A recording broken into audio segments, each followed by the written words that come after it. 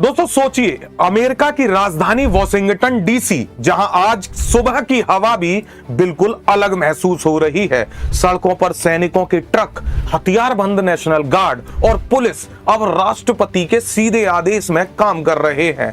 ये कोई Hollywood movie का सीन नहीं है, बल्कि हकीकत है और इसके पीछे है अमेरिका के राष्ट्रपति डोनाल्ड ट्रंप। उन्होंने ऐलान किया कि हम राजधानी को मुक्त कराने जा रहे हैं।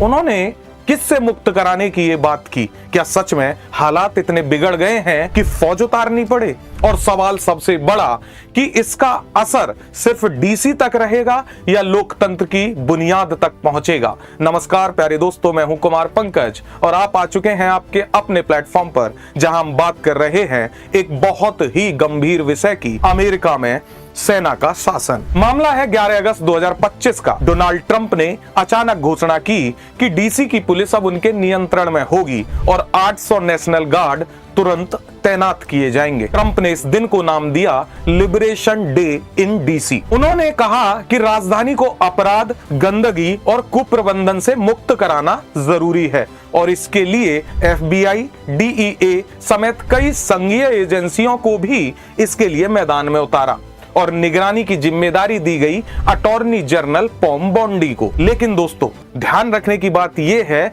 कि डेटा कुछ और कह रहा है। पुलिस रिकॉर्ड के मुताबिक डीसी में हिंसक अपराध पिछले 2 सालों में लगातार घटे हैं। अगर 2025 की बात करें तो 2025 में तो ये 30 साल के न्यूनतम स्तर पर आ गए हैं। यानी ट्रंप जिस आपात स्थिति की बात कर रहे हैं वह आंकड़ों में नजर नहीं आ रहा है। तो फिर सवाल यह है कि यह फैसला जरूरी था लेना या एक राजनीतिक प्रदर्शन मात्र है? कानून कहता है कि राष्ट्रपति को डीसी में सीमित समय के लिए पुलिस का नियंत्रण लेने का अधिकार है और ये 1973 के होम रूल एक्ट में दिया गया है। लेकिन इसका इस्तेमाल तभी होता है जब हालात नियंत्रण से बाहर हो गए हों।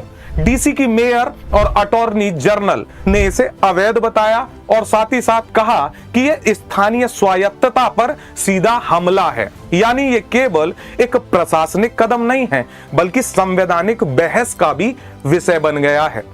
दोस्तों, विरोध ये सिर्फ डीसी तक नहीं है। अब ये विरोध कांग्रेस तक भी पहुंच गया है और डेमोक्रेट नेताओं ने इसे छुपा हुआ मार्शल लॉ करार दिया। AOC ने चेतावनी दी कि ये लोकतंत्र को कमजोर करने की रणनीति है। दूसरी ओर कुछ रिपब्लिकन नेताओं ने इसे कानून व्यवस्था का साहसी कदम बताया। लेकिन अंदर ही अंदर कई लोग चिंतित भी हैं कि फौज का इस्तेमाल सीधे सड़कों पर किया जा रहा है।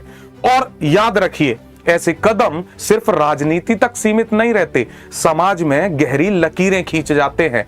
स्थानीय लोग कह रहे हैं हमें सुरक्षा चाहिए, लेकिन हथियारबंद सैनिकों के साए में नहीं। कम्युनिटी लीडर्स का भी कहना है कि अपराध से निपटने के लिए ज्यादा पुलिस भर्ती, न्यायिक सुधार और युवाओं के लिए रोजगार ज्यादा कारगर है, ना कि सैनिकों की गश्त।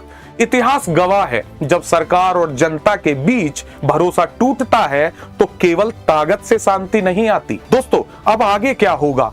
क्या ये कदम सिर्फ डीसी तक सीमित रहेगा या ट्रंप प्रशासन इसे देश भर में लागू करने की तैयारी कर रहा है? क्या ये लोकतांत्रिक ढांचे को बदलने की शुरुआत है या बस एक सियासी शो है? आप क्या सोचते हैं? क्या ये फैसला जनता की सुरक्षा के लिए है या सत्ता की पकड़ मजबूत करने के लिए? कमेंट में हमें बताइए। और अगर आपको लगता है कि ऐसे सवाल उठाना जरूरी है तो इस वीडियो को शेयर कीजिए, क्योंकि सच तब तक जिंदा रहता है जब तक लोग सवाल पूछते रहते हैं और जब लोगों ने सवाल पूछना बंद किया, सत्य की भी मृत्यु हो जाती है। सब चीजें आपके ऊपर छोड़ता हूं कि आप क्या चाहते हैं। जय हिंद।